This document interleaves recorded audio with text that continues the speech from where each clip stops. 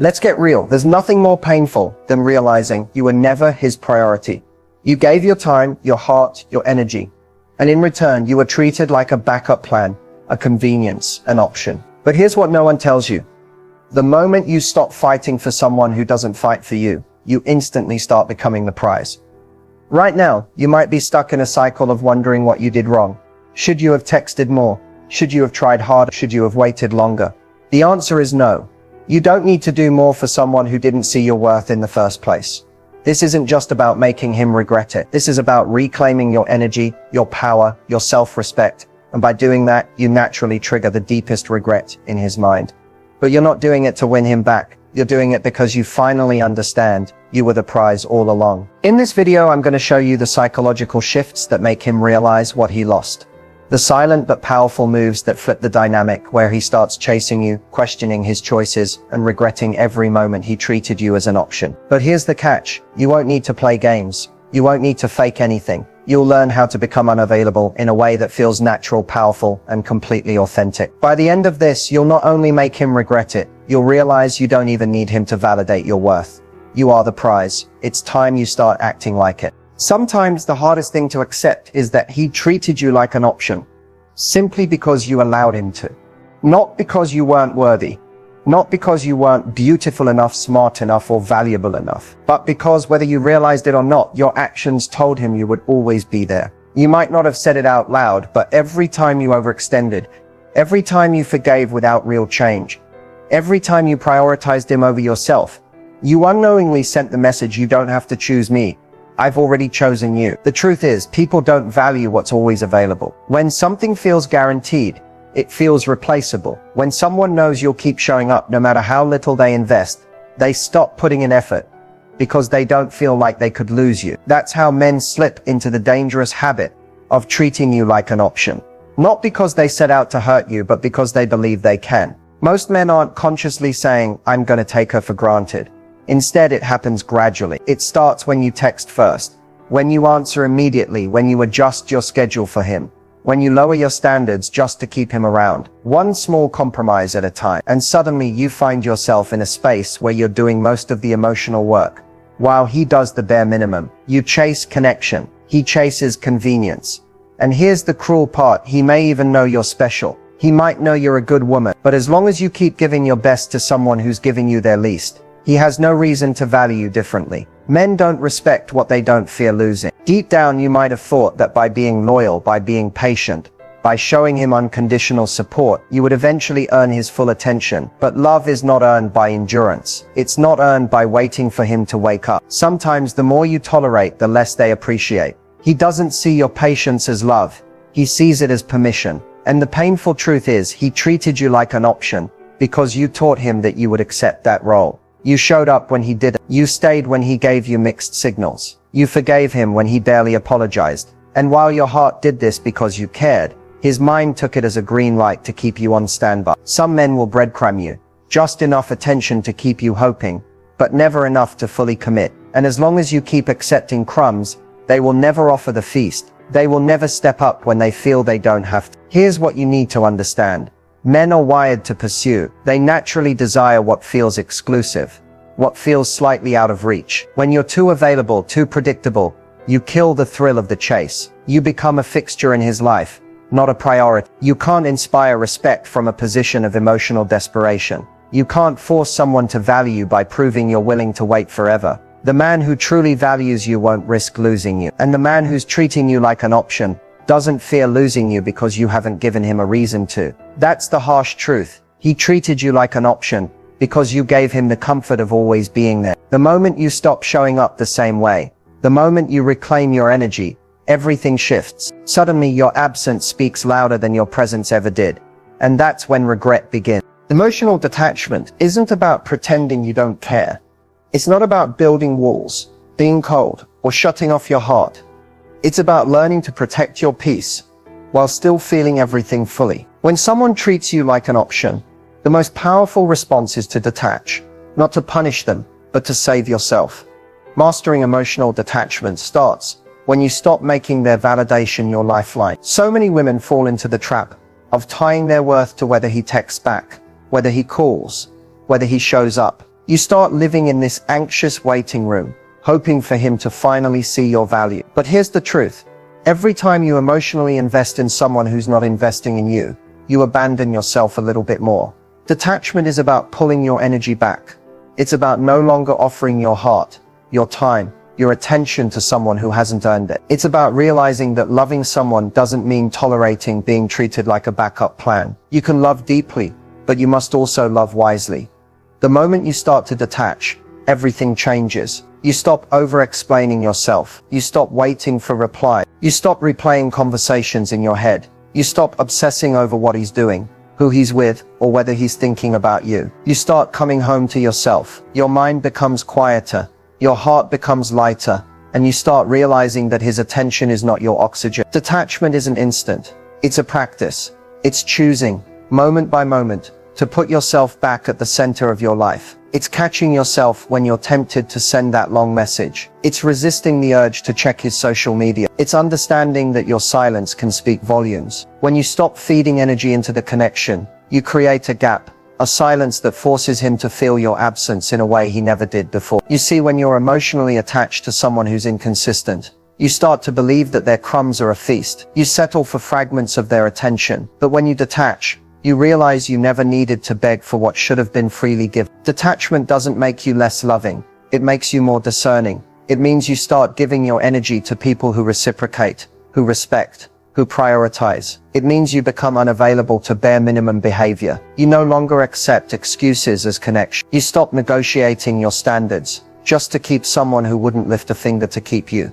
The beautiful thing about emotional detachment is that it gives you back your power. When you are no longer emotionally dependent on his validation, you become unpredictable. You become someone he can't control, someone he can't read, someone he can't take for granted. And that's when his mind starts racing. That's when he begins to question why you're not chasing anymore, why you're not waiting anymore, why your energy feels distant and unfamiliar. When you detach, you create mystery, you create space, and in that space, you force him to face his own feelings. Without your constant reassurance, maybe for the first time he has to sit with the possibility of losing you. And that's where regret begins to grow. But here's the best part.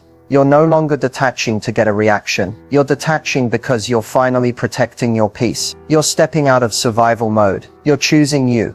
When you master emotional detachment, you stop being the option. You stop being the fallback. You start being the prize. The woman who knows her worth so well that she refuses to settle for less than she deserves. And whether he regrets it or not, no longer controls you. You've already won. Walking away is not about making a dramatic exit. It's not about slamming doors or sending long, emotional paragraphs explaining why you're leaving. Walking away with confidence is quiet. It's steady. It's powerful because it comes from a place of self-respect, not revenge. And when you do it right, it leaves an impact that echoes in his mind far longer than any angry words ever could. The reason most people struggle to walk away is because they're still clinging to hope. Hope that he'll change. Hope that he'll wake up and suddenly realize what he's losing. Hope that if they just love him a little harder, he'll finally come around. But the painful truth is this. The longer you stay in a situation where you're being treated like an option, the more you teach him that he doesn't need to change. Your presence rewards his behavior. Your loyalty becomes permission. Walking away is about choosing yourself in the most unapologetic way possible. It's not about waiting for the perfect moment.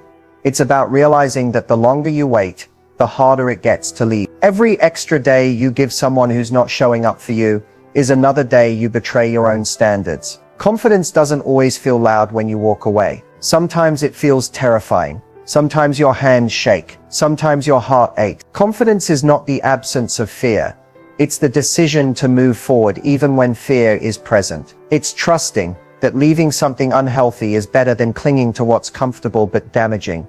When you walk away with confidence, you don't chase. You don't beg for closure. You don't try to prove your worth on the way out. You simply leave with your dignity intact. And that silence speaks volumes. When you stop arguing, when you stop explaining, when you stop giving him chances to fix it, suddenly he feels the shift. He feels the door close. He feels your energy leaving.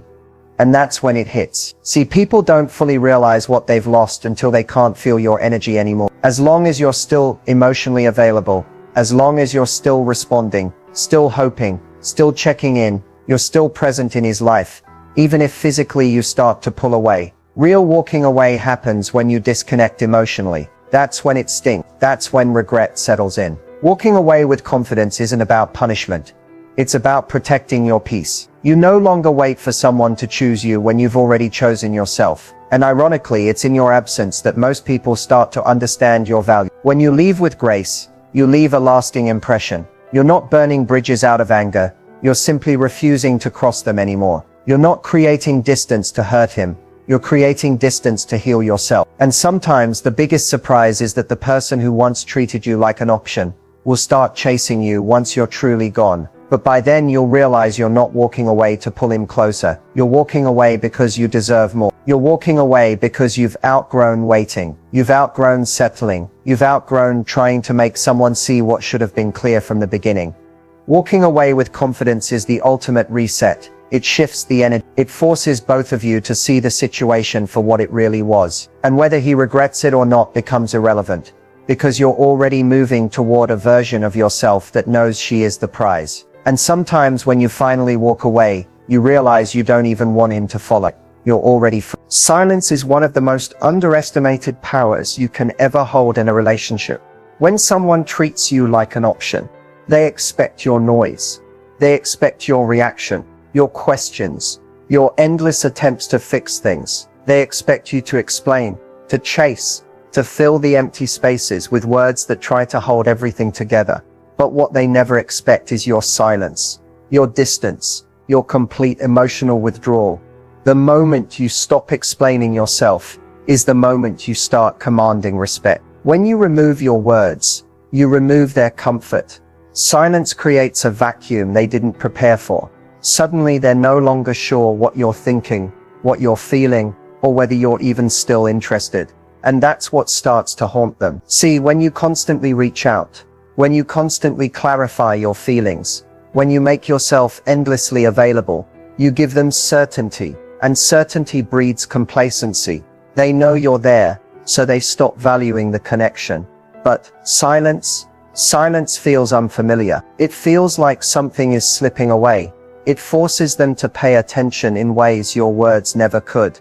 There's a difference between using silence to punish and using silence to protect. When you go quiet, you're not trying to manipulate him into chasing you. You're creating space for yourself to breathe, to think, to reset. But what happens in that space is powerful. It gives him time to wonder. It makes him question. It forces him to feel the weight of your absence. Most people aren't afraid of losing you. They're afraid of losing access to you. When you fall silent, you take that access away. You interrupt the pattern he's become comfortable with. And that's when his mind starts replaying everything. He starts wondering why you're not calling, why you're not checking in, why your energy feels distant. And whether he says it or not, he feels it. Mystery is born in silence. When you stop oversharing, when you stop offering your every thought, when you no longer feel the need to constantly reassure him, you become magnetic. You become unpredictable. You become someone he can't easily read anymore. And men are drawn to what they don't fully understand. They chase what feels just out of reach. When you're too accessible, when you explain every emotion, when you reveal every detail, you remove all the intrigue. You become emotionally solved in his mind. But when you allow some silence, when you hold some of yourself back, you invite curiosity, you create tension, you become someone he wants to figure out again. Silence also gives you clarity. It helps you see the situation for what it really is. It allows you to notice whether his actions shift without your constant reminders. It reveals whether he truly cares or if he only cared when you were constantly giving. Sometimes silence is the only thing that shows you the truth, because people's real feelings surface when you stop guiding the conversation. The beautiful thing is, the power of silence doesn't require you to do anything loud. You don't need to block, to lash out, to make announcements. You just quietly pull your energy back and let the space do the talking. And here's what usually happens: if he valued you, he will feel the absence immediately. He will move toward you. He will start filling the silence with his own effort. But if he was never really invested, your silence will simply expose the reality you didn't want to see. Either way, you win, because you either reignite genuine effort, or you finally get the freedom to stop fighting for someone who was never fighting for you. Silence is not emptiness. It's not weakness. It's power. It's the most elegant way to reclaim your value without saying a single word. And when you master the power of silence and mystery, you stop being just an option. You become unforgettable. One of the most powerful things you can do is make someone regret losing you without ever needing to explain, beg, or argue. True regret isn't triggered by your words. It's triggered by your absence, by your growth, by the way you continue to shine without them. You don't have to chase someone to make them realize what they lost. In fact, the less you say, the louder your silence echoes. Regret begins to grow when your energy is no longer available in the way it used to be. It's when you stop responding instantly. It's when you stop showing up when they expect you to. It's when you remove yourself so quietly that they can't even pinpoint the exact moment you slipped away. And suddenly they're left chasing the version of you they thought they could always keep on standby. When you stop explaining, when you stop trying to make them see your worth, you give them the gift of missing you. You give them the space to realize your value on their own. Because here's the truth. Words rarely change people. Experience does. And the experience of losing you is what sparks real regret. Men are visual. They remember what they see. They remember how you made them feel. And when you step into your glow up, when you start thriving without them, and you stop waiting and start elevating, it leaves a permanent mark in their memory. You don't have to announce that you're doing better. You don't have to post obvious messages trying to get his attention. The real power is in your quiet transformation, the kind he can see but can no longer reach.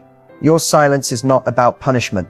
It's about creating distance that forces him to confront what life feels like without you in it. When someone loses daily access to you, when they can't feel your presence, your support, your attention, it's like oxygen being slowly cut off. That's when they feel the difference. That's when they notice the gap they didn't expect to notice. Regret is not something you can manufacture with speeches or ultimatums. It comes when someone is left with their own thoughts, their own decisions, and no distractions to dilute the impact. And in those quiet moments, they start replaying memory. They remember your kindness, your laughter, your support, your patience. And they realize they didn't honor it when they had the chance. What most people don't understand is that sparking regret isn't about turning cold. It's about shifting your focus so fully onto yourself that the energy you once gave to him now fuels your own growth. It's when you invest in your passions, your peace, your physical and emotional glow-up. It's when your life becomes so full and so vibrant that your absence from his life becomes undeniable. When you stop chasing, when you stop explaining, you create a powerful silence that invites reflection. You stop reminding him of your worth and force him to remember it on his own. And that memory, that emotional imprint, is far more powerful than anything you could ever say to him directly. The beautiful thing is, by the time the regret fully sets in, you might not even care anymore. Because this journey wasn't about proving anything to him. It was about rediscovering your own value. You'll reach a point where you no longer need his apology, his validation, or his attention. His regret will be his burden to carry. Not making someone regret losing you without saying a word is about showing, not telling. It's about becoming so focused on your own growth that you outgrow the version of yourself that would have accepted his bare minimum. That's when you truly win. When you've moved on so deeply that his regret has nowhere to land. If you want to make him chase you again, it's not about saying the perfect words or creating some carefully planned moment. It's about becoming the woman he can no longer reach in the same way he used to. The real power is when you shift the dynamic so completely that he hates to feel the loss of the version of you he once took for granted. You don't make a man chase you by pushing. You make him chase you by pulling your energy back.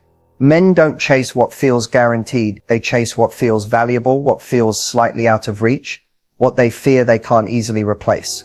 When you stop giving him emotional certainty, when you stop making him the center of your world, you instantly become more magnetic. The key is that you have to walk away in a way that feels real. Not fake, not staged, not performative. Men can sense when you're trying to trigger them just to get a reaction. That's not what pulls them in. What pulls them in is when you genuinely detach. When your silence isn't a strategy, it's a decision. When you're no longer living for his attention but fully focused on your own life. When he senses that you've stopped waiting, that's when his instinct to chase kicks in. It's human nature. We are drawn to what is moving away from us, not what is sitting still waiting to be chosen. But here's where most women make a mistake. They walk away physically, but they leave their emotional door wide open. They still hope. They still watch his stories. They still overthink his texts. They still wait for signs. But men can feel when you're still emotionally invested, even if you're acting distant. And if they feel that emotional door is still cracked open, they won't rush to pursue you. The door has to close fully. You have to stop waiting. Stop explaining. Stop making yourself emotionally available to someone who hasn't earned that access. That's when the silence starts to echo.